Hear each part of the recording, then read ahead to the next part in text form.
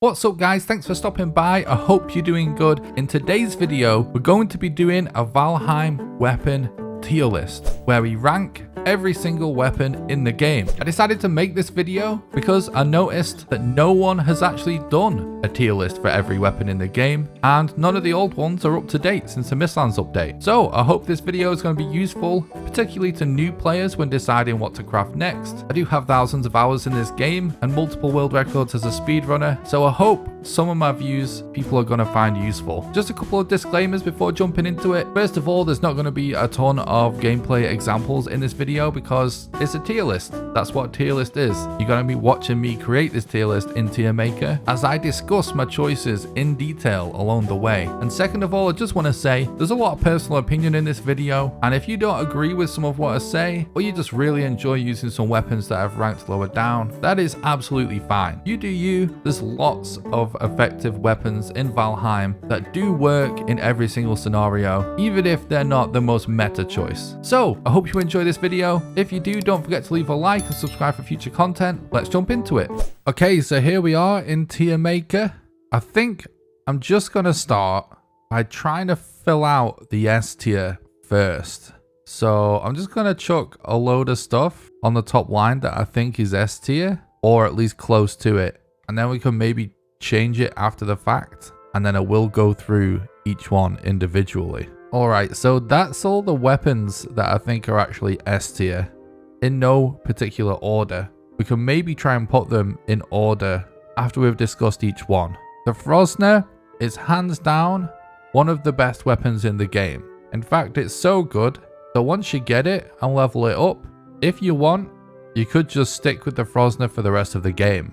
It's one of the harder ones to get because it does require you to find a trader and buy that Ymir flesh. And obviously it requires you to farm some silver. But the reason it's so good is because first of all, it's a club, which means it deals blunt damage. And it also means that it's very heavy and therefore deals quite a lot of knockback. So right away, anything in the game that's weak to blunt, this weapon is amazing for. This includes skeletons, or blobs, or oozes, including bone mass. Obviously, it's not likely you get this before bone mass, unless you found a very lucky silver vein, but still, bone mass is very weak to this weapon. It's also made of silver, which means that any enemy that's undead is weak to this weapon because it will inflict spirit damage to anything undead. That's just how silver weapons work in the game. So this includes any Draugrs. It also includes bone mass. It also includes your gluth. Then it also deals frost damage, which some enemies are weak to. But not only that, frost damage slows most enemies down. And on top of all of that, its high knockback means that it will stagger most enemies in the game as well. So the Frosner is in some cases statistically the best weapon to use. However, it is not always the best weapon to use, but it is effective in almost all scenarios, even if it isn't the most effective in all scenarios, making it basically the best all-round weapon in the game, because even enemies that it's not super effective against, it can still stagger, it can still slow down. So, excellent weapon. The black metal sword is an excellent weapon in almost the opposite sense of the Frosner. And what I mean by that is that the Frosner is super good in that it's an amazing all-rounder because it has lots of effects that work on so many different enemy types. The black metal sword, however, is super good because it has no special status effects, but it is, however, one of the highest raw damage dealing weapons in the game. Not to mention the fact that because it's a sword, it has the stabbing secondary attack, which can be spammed with a roll cancel that you can do by spamming spacebar and secondary attack at the same time. This is explained in my Speedrun Strats Explained video, so I'll leave a link in the description to that. The Mistwalker is also super effective in a similar way, except it does also deal spirit damage. Not to mention the fact that it clears a little bit of the fog in the Mistlands, which is really cool, although not super practical because if you already have the Wisp Light, you won't even notice this effect. But still, one of the best swords in the game. Something that's worth mentioning at this point, before we get onto some two-handed stuff, is that these 3 weapons, and lots of the weapons in the game, are one-handed weapons. And most of the one-handed weapons you're going to use to the full potential when paired with a buckler, because you want to parry and then attack. This, most of the time, is the most effective way to melee in Valheim, period. Which makes these one-handed weapons the best weapons in the game when using a buckler. And also, all these weapon types, like one-handed clubs and swords, have a high attack speed and a relatively low stamina cost. And those 2 things we're going to elaborate in the rest of this video, but they are not very often addressed when talking about weapons, but are super important, as it does affect the DPS possible with each weapon. So that's why these weapons are super good. Now, the Demolisher, not super high DPS, but the reason I think it's S tier is because of the sledgehammer animation. Now, all the sledge weapons, including the Stag Breaker down here and the Iron Sledge, have the same giant slam animation that creates an area of effect damage on any nearby enemies. That is really good for staggering enemies, but honestly, it does have really high stamina usage and a really slow animation time, which are 2 things that are actually going to cause some of the higher tier weapons in this list to be dropped down a tier, because it does just objectively make them slightly less effective. However, in the unique case of sledgehammers, the area of effect does clip through walls, which means that this weapon type can be really good when clearing dungeons, and the Demolisher is the best version of that, which makes it one of the best weapons to help clear dungeons in the Mistlands. The Skull and Hattie. Knives are super underrated in Valheim, and the Skull and Hattie is the best knife in the game, and it's also the only real dual wield in the game, other than the claws, which are a bit of a meme, which we'll explain later. Now, the reason this weapon is so good is because knives have extremely high DPS, and also, if you fully level these things up, if you use the secondary attack, you'll be able to leap forward into enemies before they attack you, and a lot of the time, this will cause the enemy to be staggered. Or you can stagger them with a sledgehammer like the Demolisher, and then fly in with a secondary attack to instantly get the extra damage on a staggered enemy instead of running in. Like I said, very underrated weapon type. It's very, very low stamina usage and very, very fast animation time. Sometimes players just look at raw damage, but raw damage doesn't really mean anything if you're not able to get the hits in, particularly if you're fighting multiple enemies or something with a lot of HP. So what really matters is damage versus stamina usage versus animation speed. Now, I did put frost arrows on the top, and you may be wondering why more arrows aren't up here. And it's simply because the frost arrows are the most versatile arrow in the game, because they're essentially useful on everything because of the frost slowdown effect. And they're also very effective against enemies in the Mistlands, meaning that once you find them just after the mid-game, they're effective all the way through to the late game. I guess we should also include bows. So we'll put the bone bow. Some of the stuff, by the way, I don't use the official names for. I just find it easier to call this one like the bone bow, for example. But yeah, that doesn't matter for the purposes of this video. But we'll put one bow up here as well, because obviously the arrows are useless without the bow. But the only reason we're only putting one bow and arrow on top is because the bow and arrow is very good in Valheim, but also very overused and very overrated. It's not necessary at all to use the bow and arrow for the entire playthrough. Some players only use the bow and arrow. I understand why. It's very fun, very cool. This is no criticism of that. You do you. But I'm just saying, objectively, it's very expensive to main bow and arrows because you have to craft all these arrows. Very time consuming to farm all those mats. If you want to spend your time doing that, that's great. And also, the bow and arrow is not the highest damage dealing thing to use on any boss or any common mob. So for that reason, only one bow and arrow on the top. So now let's go to A tier. By the way, after thinking about it, I do think this is the correct order for the S tier. Now for the A tier, I feel like we need to include some stuff for the style points, and also some stuff that like would be amazing if it wasn't for the stamina usage and animation speed. There's also a few other interesting things, like for example, the collision box of certain weapons is important. Right, so I'm starting to fill out some of the other tiers as well, but I'm still going to make sure I explain every selection as I do this. Alright, so let's start explaining the A tier. This is in no particular order at the minute, but just like we did last time, once we get to the end of the tier, I'll sort of analyze my choice and think if I need to reorder it. So first of all, in the A tier, we've got the Silver Sword. Now this Silver Sword was extremely difficult for me to not put it in the S tier because it is one of my personal favorites.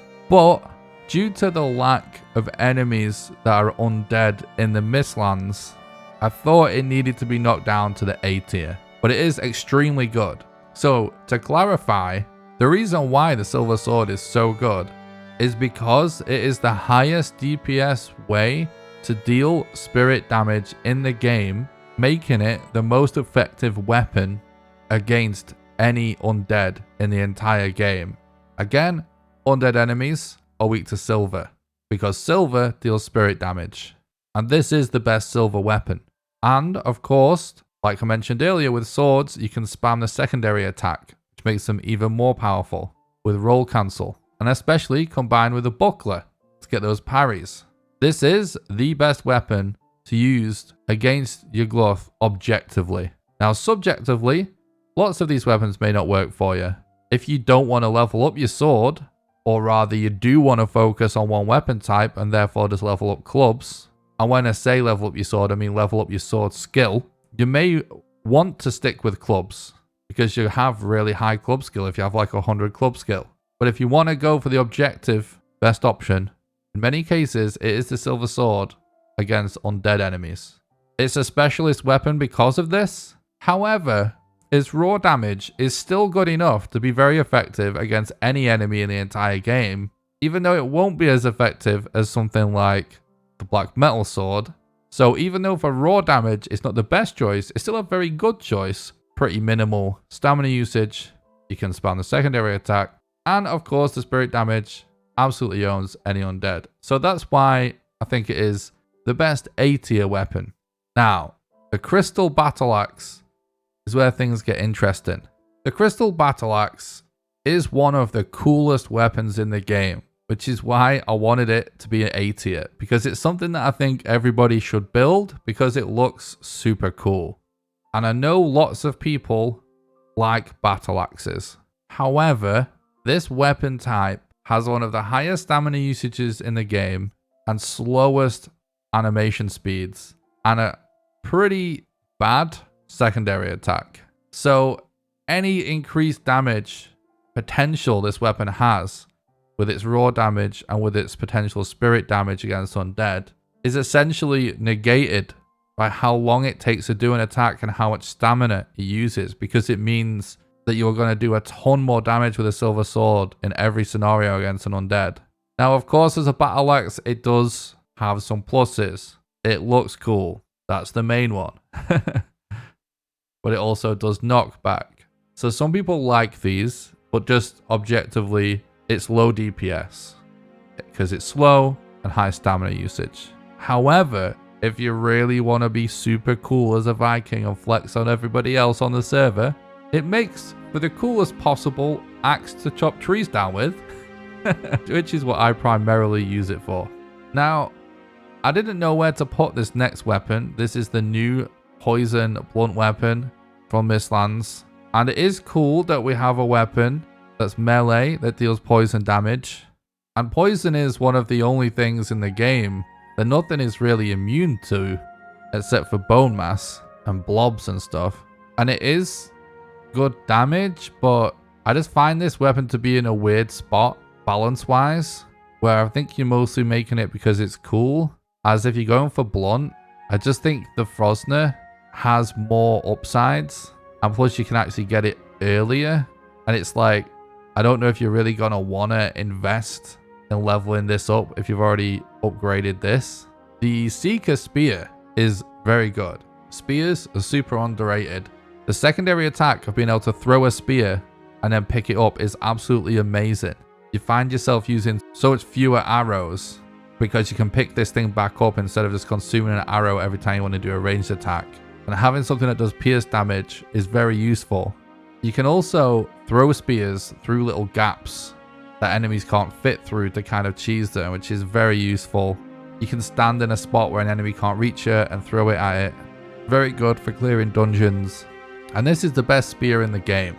Also, primary attack has a really low stamina usage, very fast animation time. However, the reason I knocked it down to A tier is that the collision box for the spear primary attack is actually quite small, which makes it very easy to actually miss with, especially when trying to spam it. And you do really want to spam it because that's where you get the most DPS because it's so fast.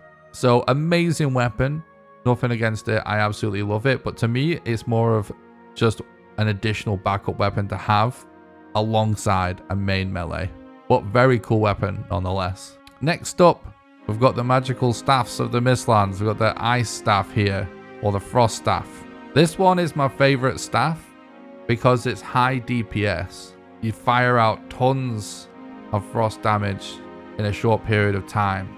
All of the magical weapons have a pretty big downside in that you have to eat magic food, and none of them really are the most powerful weapon to use, but they can be a very good alternative for dealing range damage compared to bow and arrow, or alongside a bow and arrow perhaps, in case you run out of arrows. And this weapon is still one of my favorites to use during the queen fight, because when you're at range, it's just really good to quickly get some hits in. Also, the stats are just super cool, they look cool, they're super fun, so I wanted these two staffs to be on this tier because they're super cool, and I think everybody should be crafting them. But don't expect these to be the lifesaver you may expect them to be. Many of these melee weapons are actually more OP than the staffs. The fire staff isn't as good because it uses more magic and it has a slower rate of fire, but still cool. The Drogafang bow, one of the best bows in the game. It looks super cool. You'll deal some bonus poison damage. Everybody should make this. It's super cool. Remember to farm those guk sacks hanging off trees in the swamps. The Crom. Now, this is going to be one of the most controversial things in the video, probably, not having this as an S tier weapon. And I understand why people love these cool big weapons, but as with all the big two-handed stuff like battle axes and stuff, they just have a very, very slow animation and a very high stamina usage. This does have very high damage output, but the juice is ultimately not worth the squeeze when it comes to DPS because it is low DPS because of the slow animation and high stamina usage. And look, loads of these back weapons are very cool, very fun. And this one is on the A tier because I think you should make it when you do your playthrough, just to experience it a little bit because it is very cool. So I do recommend making it, but as a go-to weapon, I would only say to use it for style points. Pretty much any of the weapons that are one-handed in the S tier paired with the buckler are going to be much more effective. The black metal knife is the second best knife in the game. However, you can obviously get it much sooner than the Skull and Hattie, and it's really good for all the same reasons Skull and Hattie is, except it's easier to build. Highly recommend everyone gets into using knives. They don't reduce your movement speed, very high DPS, awesome secondary attack. Next up is the two bomb types. We've got the Bile Bomb and the Ooze Bomb. These are some of the least utilized things in the game, I think, for several reasons. One of the immediate downsides of these weapons, I'll address right off the bat. It requires a lot of crafting materials to craft a lot of these, so they're sort of expensive, and that they're only really super good if you make a lot of them. But for people that are struggling with the Mistlands and clearing dungeons, they're an excellent addition to your inventory. So even if you just farmed as many bombs as possible and saved them until you get to the Mistlands, I still think this is worth doing, because if you craft a whole stack of these and a whole stack of these, if you throw a Bile Bomb, then throw an Ooze Bomb or vice versa, both status effects will apply at the same time, which then add in some more ranged attacks from some bow and arrows or some spears, maybe a few melee attacks. you can end up doing several different damage types simultaneously to enemies. And these also have a large AoE, which make them very good for clearing dungeons when you're fighting lots of enemies. I made a whole video about these, which you can link in the description, where I explain why they're so good. But I do recognize that it is a pain to craft these all the time, and some of the mats are quite scarce. I actually would give a note to Iron Gate on this and say that we should perhaps make some of the mats for some bombs in the game more common, even if it's a new bomb type that's not as good, because bombs are very effective and very fun, and they don't get used because people kind of don't want to craft them, because they're the most effective when you have loads of them, but it can take some time to farm the mats for them. This is the lightning pole arm from the Mistlands. I am not a fan of any of the pole arms when it comes to objective damage dealing. I don't want to keep repeating myself in the video, so I feel the same way as I do about the battle axes. I think they are all cool. No shade on anyone that loves this weapon type. Very cool. Yes, I know.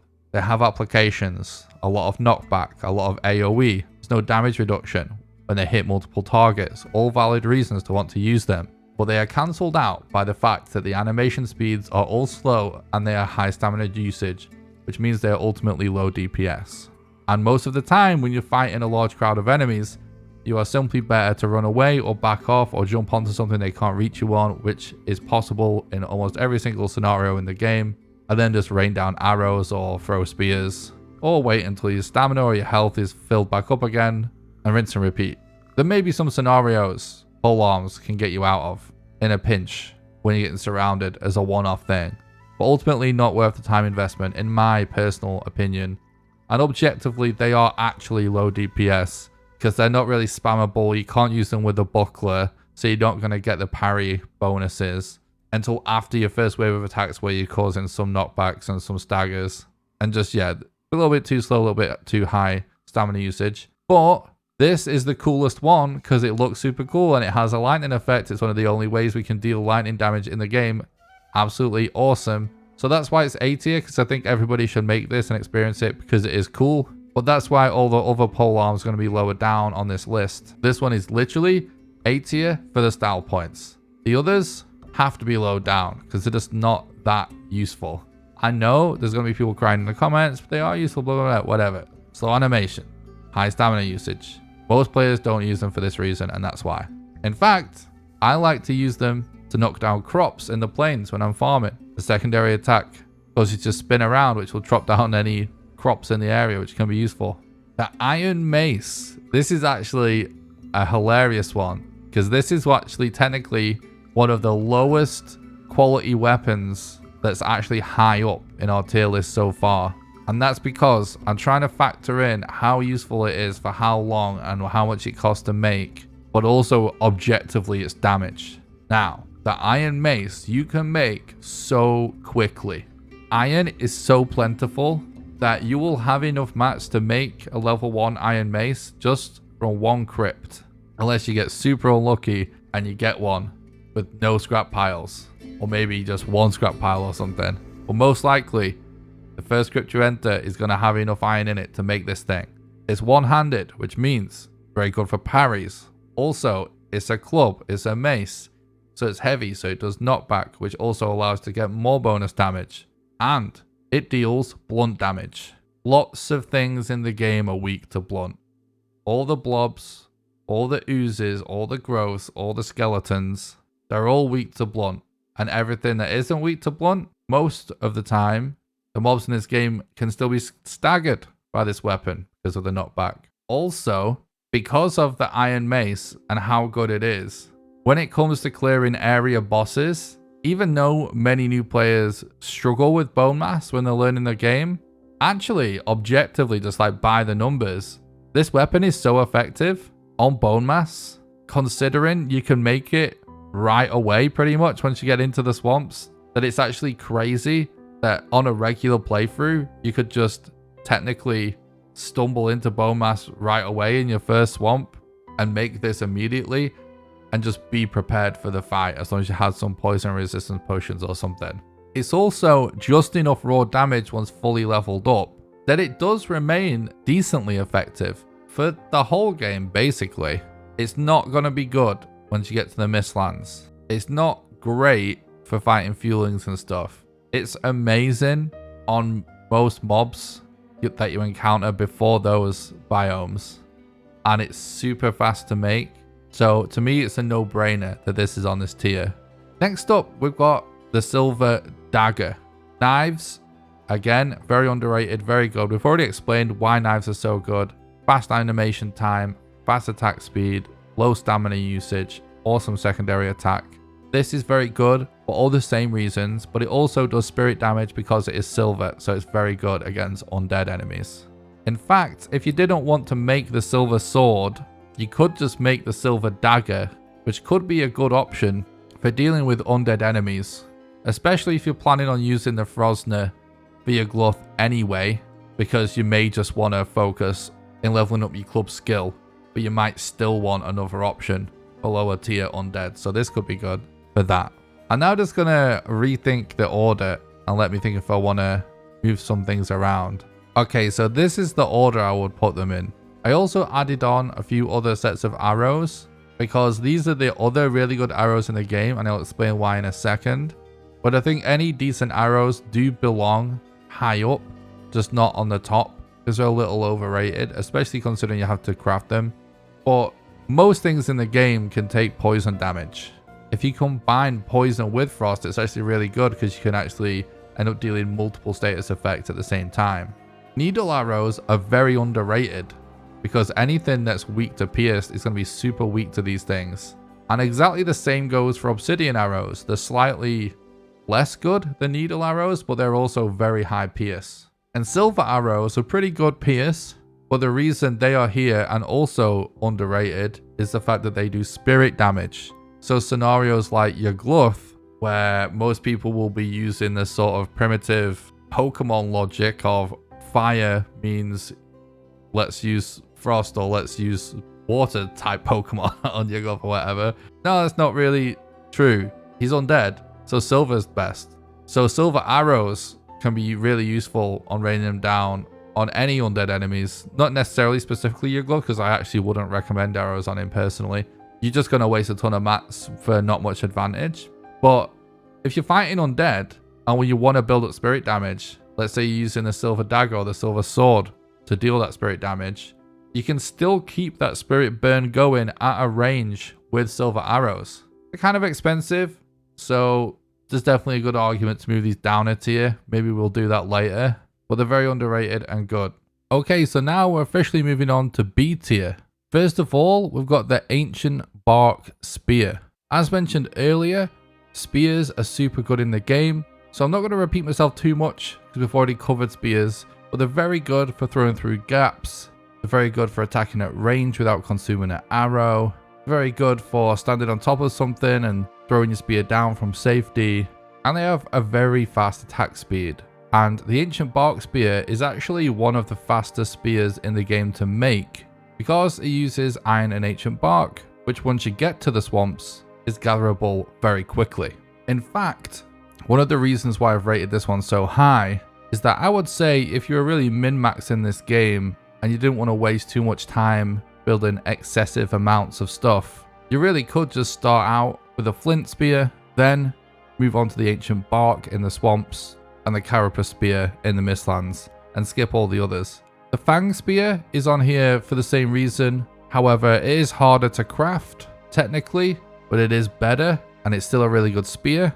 I've put the Black Metal Axe here, because this is technically the best woodcutting axe in the game, which does also double as a weapon, of course. Although your woodcutting skill is separate, but some people just like to save mats by just crafting an axe rather than an axe and a sword. And it is needed to chop down the Yggdrasil wood trees in the Mistlands, so it's an essential item. But if we're talking about objective effectiveness in battle, any sword will always be better than an axe.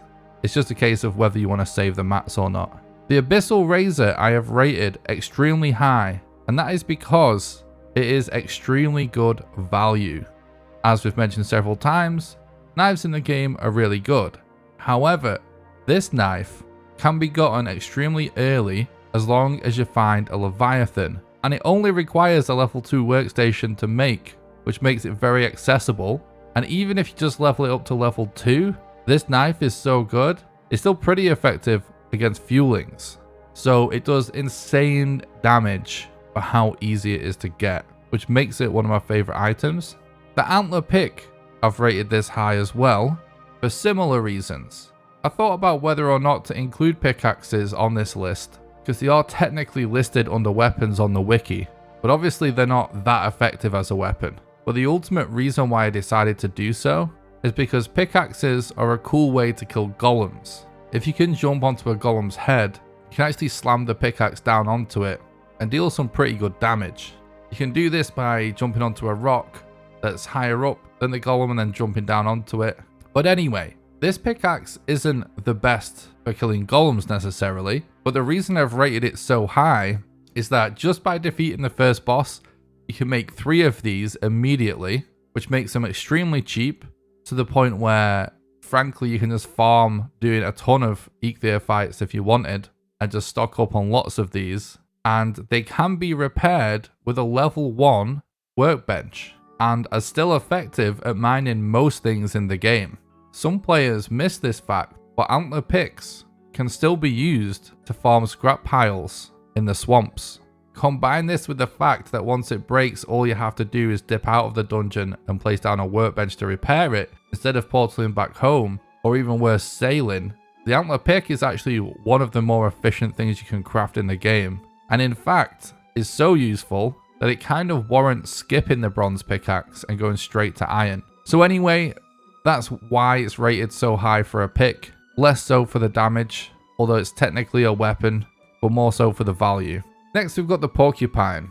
Now, I'm not a huge fan of this weapon. I frankly think it's kind of a waste of time to make. It does look really cool, but it's rarely the objectively best weapon to use for a fight. However, it's still rated pretty high because it still is good. It does still do a lot of damage. It's not a bad weapon by any means, and it has quite a lot of raw damage. I personally think it's too expensive to be worth crafting unless you just want to do it for the style points, which is totally valid because that is fun, of course, and games are about fun. And it is still good raw damage. There's nothing inherently wrong with using the porcupine. It's just there isn't really any situation where you couldn't be using a better weapon. Now, the Dead Razor. The Dead Razor is simply this high up for pure style points. It looks super cool. It allows you to summon 2 skeletons if you level it up. And this is sort of useful, but if you're fighting any kind of enemy that packs any kind of punch, like a boss or something, those skeletons are going to die pretty quickly. It has some kind of utility in distracting mobs and stuff, but honestly it's just not that much of a big deal. It simply just is super cool and it's really fun to use. Obviously you don't get it to the Mistlands, so yeah, not super good but super fun. Highly recommend making it just for the fun points. The protective staff as well is sort of similar. It's cool. It gives you a bubble to allow you to tank a hit, but honestly it's not really a big deal breaker except for some maybe super niche scenarios. But it's still this high up just for the style points because all of the magic in the game is very cool, and I think everybody should at least try all of the magic items. However, it may not be worth upgrading them up and running them as a main. Next up we've got a couple of pole arms. I've already explained my thoughts on those. Obviously the black metal one is better than the iron one, but the reason the iron one is here and other pole arms aren't B tier is because iron stuff in general is really easy to craft.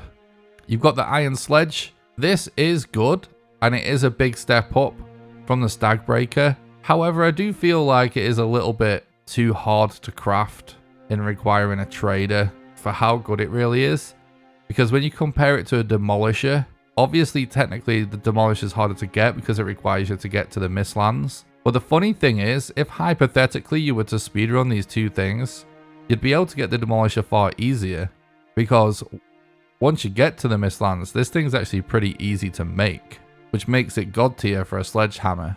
So the iron sledge is very cool. It's effective for the same reasons that the demolisher is, but it requires a bit too much effort for how good it is in my opinion.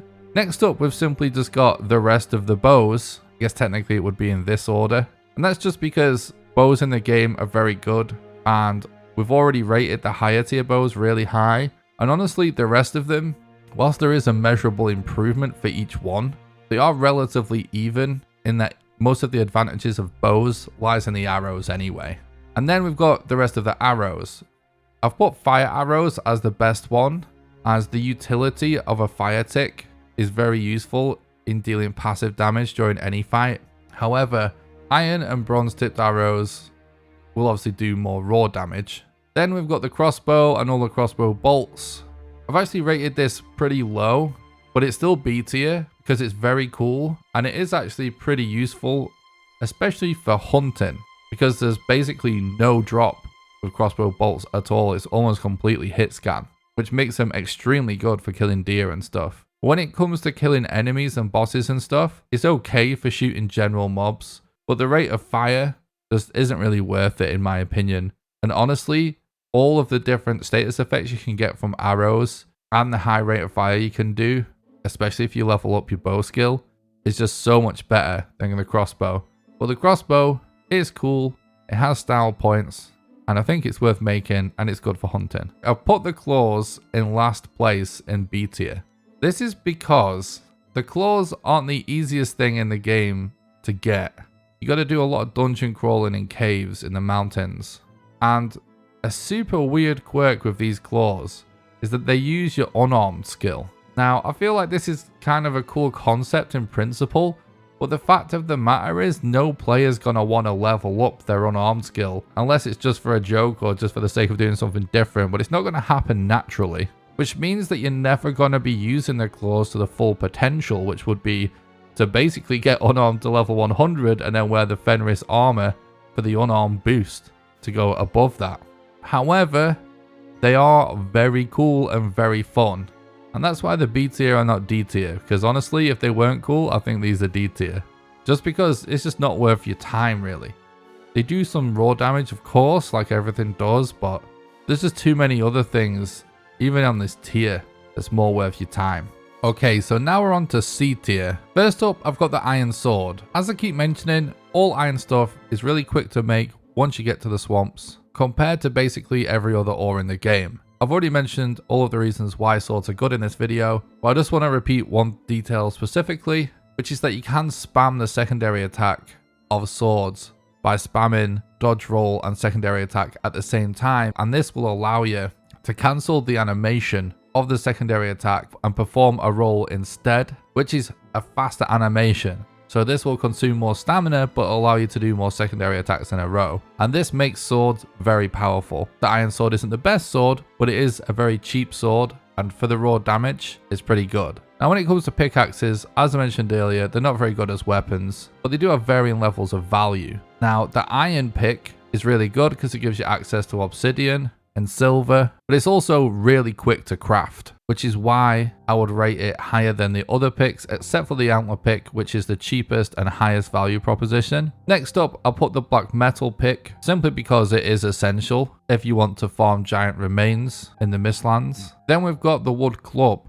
I've rated this pretty high up on C tier because you can make this weapon without a workbench even, just straight in your inventory. And if you level this thing up to max level, or even just level 3, which can be done just from mats lying around in the meadows, it is actually so much blunt damage that you could even use this to kill bone mass. This is how we do it in the speedrun even, because it's just so time efficient because it's so fast to craft. And bone mass is so weak to blunt. And in most of the testing I have done, a level 3 wooden club is roughly 40% as effective as a level 1 iron mace on average. But obviously it saves all the time of having to do the iron mace, which is why this weapon has been used in speedrunning for ages. So it is maybe the highest value weapon in the game in terms of how cheap it is and how good it is. The flint axe isn't quite as good a value proposition. Obviously you can't make this from your inventory it has a higher mat requirement. But even leveling the flint axe up, you get this thing to level 3 and upwards, and you will just absolutely be melting Grey Dwarfs. And again, you can get it to level 3 just by exploring the meadows. It just uses leather and hide and flint to get the workbench to level 3. It is legit good enough that as long as we're talking about just standard Grey Dwarfs, you could use it as your go-to Grey Dwarf clearer for the whole game if you wanted to. Like, it's that good on just bog standard level 1 Grey Dwarfs. Next, I've put the Iron Axe. The reason for this is that, again, iron stuff is really cheap, but bronze or above allows you to chop down birch trees to get access to fine wood. And the Iron Axe is just a better value proposition than the bronze. The flint spear is good for all the reasons I keep saying about spears. However, it's rated pretty high for the same reason the flint axe and the wooden club is, and that's that it's exceedingly cheap and easy to get. And all of this flint and wood stuff that you get right at the beginning of the game actually jumps up in damage so much from leveling it up that they're just an absolute no-brainer for the beginning of anyone's game, and it can remain useful for a shockingly long time. And again, mostly used on the speedrun throughout because they're that good. Now, the bronze axe is high for a bronze item because bronze is not cheap. It's really annoying, in fact, to have to get 2 copper and 1 tin. The whole process is drawn out and boring, and therefore I rate bronze stuff really low. But because it gives you access to fine wood, it's still C tier. The torch is C tier to me, and this is why. It may seem like a mere light source, but you can beat so many mobs over the head with this, and doing so will actually gradually increase the damage that the fire tick is doing. So if you get a lot of hits in with a torch, the enemy's going to be taking more and more fire damage. And this does absolutely melt Grey Dwarves. And you start with this, making it literally free. So starting a game right out the gate, you just can be beating stuff over the head with a torch. And I think that's pretty nuts that you start with something that you can walk into Black Forest with, hypothetically, and it still be pretty good damage. Although they break very quickly, so you have to make more. But they're underrated as a weapon. The fire damage is very legit on torches, which is why I actually didn't want to put them in the D tier. Next up is the Stagbreaker. The Stagbreaker is generally overrated. It's not very high damage. Doesn't really scale up damage-wise quite in the same way as some of the other low-level gear. Plus, it's actually not cheap. It requires you to farm some trophies and stuff like that. It does have some utility when clearing dungeons, and it is very cool. So I see why people like it. And it can be pretty good for damage control and clearing out some groups of mobs in the early game, particularly when clearing dungeons, which is why it's not D tier. The Battle Axe I have got as C tier, and that's because this thing isn't cheap and it's not good either, for the same reason that I have described with the other Battle Axes. Because of the slow animation, the high stamina usage, it means it's low DPS. But the thing is, in my opinion, it doesn't even look that cool either. So it doesn't really get any style points for me, like the Crystal Battle Axe does. But it does deal okay raw damage, which is why it's not D tier. The Stone Axe just makes it to C tier for me. And the reason is, if you level this thing up to like level 3 plus, it basically starts to become as good as a Flint Axe. And that is actually pretty good from level 2 plus. And again, this is something that you can craft in your inventory. So actually, this is actually kind of a weird detail in the game, because you can technically just go straight to Flint Axes after like making one Stone Axe. But you could actually hypothetically just level up your Stone Axe and hold off going to Flint Axe, and maybe even skip Flint Axe if you wanted to, because a leveled up Stone Axe is surprisingly good. It is not as good,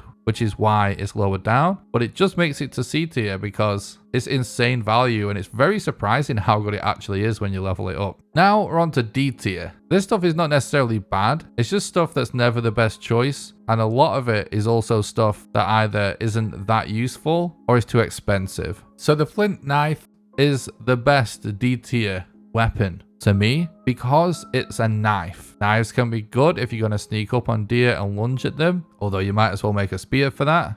They are very fast, as we keep saying. But the Flint Knife, it's not that much damage. You really start to get the advantage of knives from the Abyssal Razor onwards, because it's just enough raw damage that the DPS feels kind of worth it. The Flint Knife is still okay, and it's worth crafting for people that are planning to focus more on knives in the late game to start leveling up and start getting used to, but it's just low damage. As for all of these bronze weapons, whether it's sword, spear, bronze, I'm not even going to go into detail. The sword's better because of the roll cancel. The spear's better because you can throw it. The mace is here because it's blunt. That's why it's not right at the bottom. But all bronze stuff is too expensive. Like, bronze stuff requires some of the highest amount of time to craft than some late game gear, which is just kind of silly. And it makes a lot of it worth skipping. The copper knife requires more than the flint knife. It's kind of cheap, but it's also low damage. I would honestly say to skip it. And if you want to play knives, start with a flint knife and go to abyssal. Bronze pick, skippable. I would actually move that to here, to be honest. Pole arms, we've talked about that a lot already. Too expensive. And then at the bottom of the list, I've actually got the missiles, which are for the ballista that you can craft. Because whilst these things look super cool, I haven't heard from a single player that finds the ballista particularly useful. It serves some purpose. It's a nice addition to a cool build, but definitely a skippable thing to craft in your base, and therefore these missiles being the ammo for that are also skippable. Alright, that's just about going to do it for this video. Before you go, I just want to let you know that I'm going to leave some links in the description. There's some other videos that explain a lot of the strats mentioned in this video in great detail with gameplay examples and stuff to help you learn how to do them yourself. If you did enjoy this video or you found it useful, please leave a like and a comment for the YouTube algorithm and subscribe for future content. If you'd like to support the content financially and help keep my dream alive of being able to continue to do this for you guys, then the best way to do that is on Patreon at patreon.com/NickRawcliffe. I do stream live on this very YouTube channel and live on Twitch at twitch.tv/NickRawcliffe, so I'll leave a link in the description if you're interested in that. You can follow me on social media and join my Discord at the links below. I hope you enjoyed this video, and until next time, have a good one.